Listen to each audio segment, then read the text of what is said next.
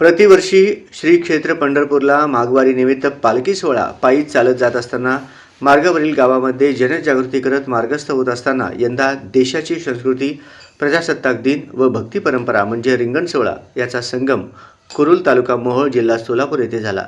हा अविस्मरणीय क्षण अनुभवण्याचे भाग्य आम्हाला लाभत असल्याचे दिंडीतील वारकरी भाविकांनी सांगितले।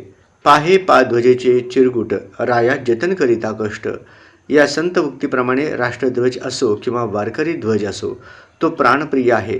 त्यामुळे त्याचे स्मरण हे खूप गरजेचे असल्याने दिनांक 26 जानेवारी 2026 रोजी सकाळी 10 वाजता वारकरी पताका पूजन समिती अध्यक्ष भागवत माळी, उपाध्यक्ष नागनाथ शिंदे यांच्याकडून करून गोल रिंगण सोहळा सुरू झाला।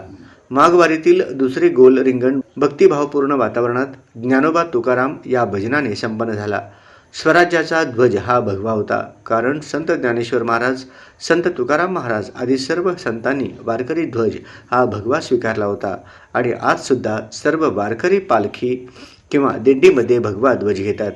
त्यामुळे यंदाच्या रिंगण सोहळ्यात राष्ट्रभक्तीचा जागर पाहावयास मिळाला। पारंपरिक रिंगण सुरू करताना ज्योतिराम चांगबले, प्रदेश अध्यक्ष नागनाथ गायकवाड, सुरेश पोखरकर महाराज, गजानन जगताप चोपदार इत्यादी पदाधिकारी व दिंडी प्रमुखांचा सन्मान करण्यात आला। तदनंतर पारंपरिक पद्धतीने रिंगण सोहळा होऊन अश्वरिंगण सुरू झाले आणि मैदानामध्ये वातावरण भक्तिमय बनले। उपस्थित सर्व भाविकांनी याची देही याची डोळा रिंगण पाहून धन्यता मानत वारकरी मार्गस्थ झाले। या रिंगणाचे यजमान कुरुल ग्रामस्थ व हनुमान भजनी मंडळ हे होते।